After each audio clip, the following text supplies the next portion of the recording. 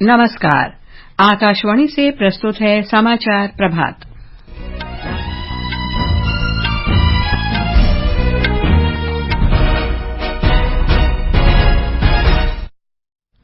राष्ट्र आज 75वां गणतंत्र दिवस मना रहा है। नई दिल्ली में कर्तव्य पथ पर राष्ट्र की आत्मनिर्भर सैन्य शक्ति और बढ़ती नारी शक्ति का प्रदर्शन होगा। फ्रांस के राष्ट्रपति इमैनुअल मैक्रों गणतंत्र दिवस परेड के मुख्य अतिथि होंगे। राष्ट्रपति द्रौपदी मुर्मू ने कहा, नारी शक्ति वंदन अधिनियम महिला सशक्तिकरण के लिए क्रांतिकारी साबित होगा। वर्ष 2024 के लिए पद्म पुरस्कारों की घोषणा। पूर्व उपराष्ट्रपति वेंकैया नायडू और अभिनेता चिरंजीवी को पद्म विभूषण, सामाजिक कार्यकर्ता बिंदेश्वर पाठक को मरणोपरांत पद्म विभूषण से अलंकृत किया जाएगा। और राष्ट्रपति ने सशस्त्र बलों के 80 कर्मियों को वीरता पुरस्कार की स्वीकृति दी। इसमें 12 सैन्य कर्मियों को मरणोपरांत दिया जाएगा। समाचार प्रभात के साथ मैं लवली निगम। सभी श्रोताओं को गणतंत्र दिवस की हार्दिक शुभकामनाएं। राष्ट्र आज 75वां गणतंत्र दिवस मना रहा है। राष्ट्रपति द्रौपदी मुर्मू नई दिल्ली में कर्तव्य पथ पर गणतंत्र दिवस समारोह में समग्र राष्ट्र का नेतृत्व करेंगी। फ्रांस के राष्ट्रपति इमैनुअल मैक्रों गणतंत्र दिवस परेड में मुख्य अतिथि होंगे। भारत की समृद्ध सांस्कृतिक विविधता, एकता और प्रगति, सैन्य शक्ति और बढ़ती नारी का साक्षी गणतंत्र दिवस परेड सुबह 10:30 बजे आरंभ होगी। इस वर्ष विकसित भारत और भारत लोकतंत्र की मातृका विषय पर आधारित गणतंत्र दिवस परेड में लगभग 13,000 विशेष अतिथियों की भागीदारी होगी। एक रिपोर्ट। गणतंत्र दिवस समारोह में यह पहली बार होगा जब परेड की शुरुआत 100 से अधिक महिला कलाकार भारतीय संगीत वाद्य यंत्र बजाते हुए करेंगी। कर्तव्य पथ पर पहली बार मार्च करते हुए तीनों सेनाओं की महिला टुकड़ी भी होगी। रोमांचित कर देने वाले फ्लाई पास्ट के दौरान महिला पायलटों द्वारा नारी शक्ति का प्रदर्शन किया जाएगा। केंद्रीय सशस्त्र पुलिस बलों की टुकड़ियों में केवल महिला कर्मी ही शामिल होंगी। वहीं एक मल्टी रोल टैंकर वाहक विमान और 2 राफेल लड़ाकू विमान सलामी मंच से आगे बढ़ते समय मार्च कर रही टुकड़ियों के ऊपर से उड़ान भरेंगे। परेड के दौरान T-90 भीष्म टैंक, नाग मिसाइल प्रणाली, इन्फेंट्री कॉम्बैट वाहन, Pinaka, weapon locating radar system, Swati और ड्रोन जैमर प्रणाली भी मुख्य आकर्षण होंगे। 16 राज्यों, केंद्र शासित प्रदेशों और मंत्रालयों की झांकियों में भारत की समृद्ध सांस्कृतिक विविधता और विरासत की झलक देखने को मिलेगी। सुपर्णा सैकिया के साथ आनंद कुमार, आकाशवाणी समाचार, दिल्ली। इससे पहले प्रधानमंत्री नरेंद्र मोदी राष्ट्रीय समर स्मारक जाएंगे और शहीदों को श्रद्धांजलि अर्पित करेंगे।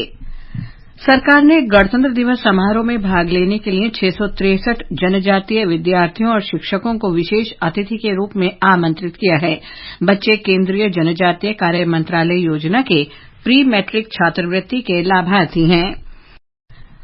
राष्ट्रपति द्रौपदी मुर्मू ने कहा है कि नारी शक्ति वंदन अधिनियम महिला सशक्तिकरण के लिए क्रांतिकारी साबित होगा। गणतंत्र दिवस की पूर्व संध्या पर कल राष्ट्र के नाम अपने संबोधन में राष्ट्रपति ने कहा कि इससे प्रशासन को बेहतर बनाने में भी काफी सहायता मिलेगी। नारी शक्ति बंधन अधिनियम महिला सशक्तिकरण का क्रांतिकारी माध्यम सिद्ध होगा। जब सामूहिक महत्व के मुद्दों पर महिलाओं की भागीदारी बढ़ेगी तो हमारी प्रशासनिक प्राथमिकताओं का जनता की आवश्यकताओं के साथ बेहतर सामंजस्य बनेगा। आर्थिक विकास पर राष्ट्रपति ने कहा कि भारत की विकास दर बढ़ी है। उन्होंने विश्वास व्यक्त किया कि आर्थिक विकास में भारत का ये असाधारण प्रदर्शन वर्ष 2024 और उसके बाद भी जारी रहेगा। आज का भारत आत्मविश्वास के साथ आगे बढ़ रहा है। हाल के वर्षों में सकल घरेलू उत्पाद की हमारी वृद्धि दर प्रमुख अर्थव्यवस्थाओं में सबसे अधिक रही है। ठोस आकलन के आधार पर हमें पूरा विश्वास है कि ये असाधारण प्रदर्शन वर्ष 2024 और उसके बाद भी जारी रहेगा। राष्ट्रपति मुर्मू ने कहा कि भारत का प्राचीन ज्ञान दुनिया को वैश्विक पर्यावरण संकट से बाहर निकालने का मार्ग खोजने में भी सहायता कर सकता है। राष्ट्रपति ने कहा कि अयोध्या में नवनिर्मित राम मंदिर लोगों की आस्था और न्यायिक प्रक्रिया में दृढ़ विश्वास की अभिव्यक्ति है। सरकार ने वर्ष 2024 के पद्म पुरस्कारों की घोषणा कर दी है। 5 लोगों को पद्म विभूषण, 17 को पद्म भूषण और 110 को पद्मश्री से अलंकृत किया जाएगा। पुरस्कार पाने वालों में 30 महिलाएं हैं। सूची में विदेशी, अनिवासी भारतीय मूल के लोग, विदेशों में रहने वाले भारतीय नागरिक सहित 8 व्यक्ति शामिल हैं। पूर्व उपराष्ट्रपति वेंकैया नायडू और अभिनेता चिरंजीवी, अभिनेत्री वैजयंती माला बाली, भरतनाट्यम नृत्यांगना पद्मा सुब्रमण्यम को पद्म विभूषण के लिए चुना गया है। सामाजिक कार्यकर्ता बिंदेश्वर पाठक को मरणोपरांत पद्म विभूषण से सम्मानित किया जाएगा। सर्वोच्च न्यायालय की पहली महिला न्यायाधीश एम फातिमा बीवी और तमिल अभिनेता विजयकांत को भी मरणोपरांत पद्म भूषण प्रदान किया जाएगा। पद्म भूषण पुरस्कार पाने वालों में बॉलीवुड अभिनेता मिथुन चक्रवर्ती, गायिका उषा उत्थुप, उद्योगपति सीताराम जिंदल, संगीत निर्देशक प्यारेलाल शर्मा और फॉक्सकॉन अध्यक्ष यंग लू शामिल हैं। पद्म पुरस्कार विजेताओं में 34 ऐसे नायक भी हैं जिनकी चर्चा बहुत कम है। इनमें भारत की पहली महिला महावत परबती बरुआ, जनजातीय पर्यावरण कार्यकर्ता चामी मुर्मू और सामाजिक कार्यकर्ता संग थनकीमा शामिल हैं।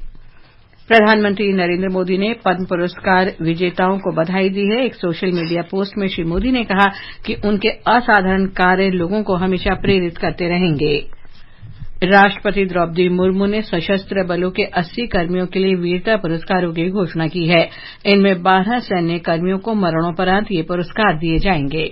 वीरता पुरस्कारों में 6 कीर्ति चक्र, 16 शौर्य चक्र, 53 सेना पदक, 1 नौसेना वीरता पदक और 4 वायु सेना वीरता पदक शामिल हैं। राष्ट्रपति ने सशस्त्र बलों और अन्य कर्मियों के लिए 311 रक्षा अलंकरणों को भी मंजूरी दी। इनमें 31 परम विशिष्ट सेवा पदक, 4 उत्तम युद्ध सेवा पदक, 2 बार अति विशिष्ट सेवा पदक, 59 अति विशिष्ट सेवा पदक, 10 युद्ध सेवा पदक और 130 विशिष्ट सेवा पदक शामिल हैं। राष्ट्रपति ने 6 भारतीय तटरक्षक कर्मियों को राष्ट्रपति तटरक्षक पदक और तटरक्षक पदक को भी मंजूरी दी है। समाचार कक्ष से प्रियंका अरोड़ा। दक्षिणी गजा के खान यूनिस में संयुक्त राष्ट्र के नागरिक आश्रय केंद्र पर हमले में 12 लोगों की मौत हो गई और 75 घायल हो गए। संयुक्त राष्ट्र फलस्तीनी शरणार्थी एजेंसी ने इसे युद्ध के बुनियादी नियमों का घोर उल्लंघन बताते हुए इसकी निंदा की। इजरायली सेना ने हमले से इंकार किया। उसने कहा कि वो इसमें हमास के हमले की जांच कर रहा है। इजरायली सेना हमास लड़ाकों से लड़ते हुए पश्चिमी हिस्से खान यूनिस की ओर बढ़ रही है। हैदराबाद में इंग्लैंड के साथ पहले क्रिकेट टेस्ट मैच में भारत आज दूसरे दिन पहली पारी में कल के स्कोर 119 रन से आगे खेलना शुरू करेगा। यशस्वी जायसवाल 76 और शुभमन गिल 14 रन बनाकर क्रीज पर हैं। रोहित शर्मा 24 रन बनाकर आउट हुए। इससे पहले इंग्लैंड की पहली पारी 246 रन पर सिमट गई। भारत की ओर से रविचंद्रन अश्विन और रविंद्र जडेजा ने 3-3 जबकि जसप्रीत बुमराह और अक्षर पटेल ने 2-2 विकेट लिए। भारत इंग्लैंड से केवल 127 रन पीछे है। मस्कट में महिला हॉकी फाइव्स विश्व कप के क्वार्टर फाइनल में आज भारत का सामना न्यूजीलैंड से होगा। कल पूल मैच में भारत ने नामीबिया को 7-2 से पराजित किया। इससे पहले बुधवार को भारत ने पोलैंड को 5-7 से और दूसरे मैच में अमरीका को 7-3 से हराया। उधर दक्षिण अफ्रीका में चल रहे पुरुष हॉकी टेस्ट में आज भारत का मुकाबला मेजबान दक्षिण अफ्रीका से होगा। इससे पहले बुधवार को फ्रांस के साथ भारत का मैच 2-2 से ड्रॉ रहा। सोमवार को भारत ने अपने पहले मैच में फ्रांस को 4-0 से पराजित किया था। केंद्र शासित प्रदेश जम्मू कश्मीर में पर्यटन गतिविधियों में स्त्री पुरुष समानता को बढ़ावा देने की प्रमुख पहल के अंतर्गत कश्मीर के पर्यटन निदेशालय ने अधिक संख्या में महिला पर्यटक गाइड भर्ती करने और उन्हें व्यावसायिक प्रशिक्षण देने का निर्णय लिया है। पहले बैच में 100 महिलाओं को गाइड के रूप में प्रशिक्षण के लिए चुना जाएगा।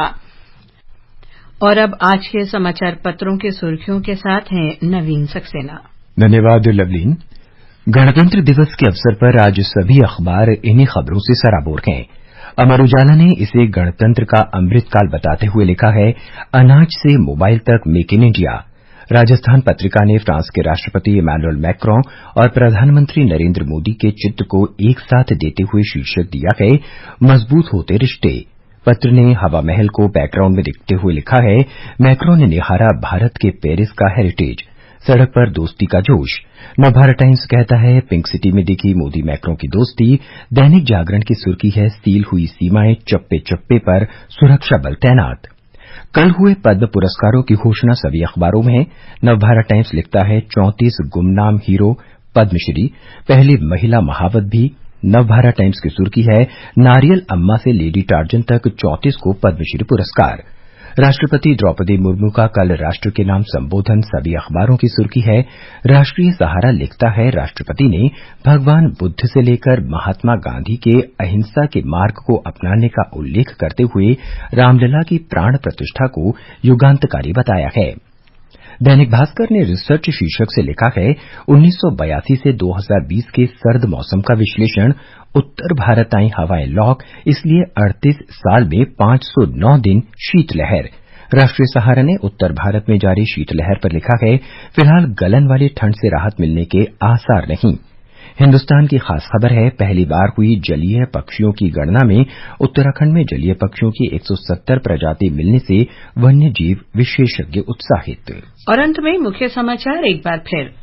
राष्ट्र आज 75वां गणतंत्र दिवस मना रहा है। नई दिल्ली में कर्तव्य पथ पर राष्ट्र की आत्मनिर्भर सैन्य शक्ति और बढ़ती नारी शक्ति का प्रदर्शन होगा। फ्रांस के राष्ट्रपति इमैनुअल मैक्रों गणतंत्र दिवस परेड के मुख्य अतिथि होंगे। राष्ट्रपति द्रौपदी मुर्मू ने कहा, नारी शक्ति वंदन अधिनियम महिला सशक्तिकरण के लिए क्रांतिकारी साबित होगा। वर्ष 2024 के लिए पद्म पुरस्कारों की घोषणा। पूर्व उपराष्ट्रपति वेंकैया नायडू और अभिनेता चिरंजीवी को पद्म विभूषण, सामाजिक कार्यकर्ता बिंदेश्वर पाठक को मरणोपरांत पद्म विभूषण से अलंकृत किया जाएगा। इसके साथ ही समाचार प्रभात का ये अंक समाप्त हुआ। नमस्कार।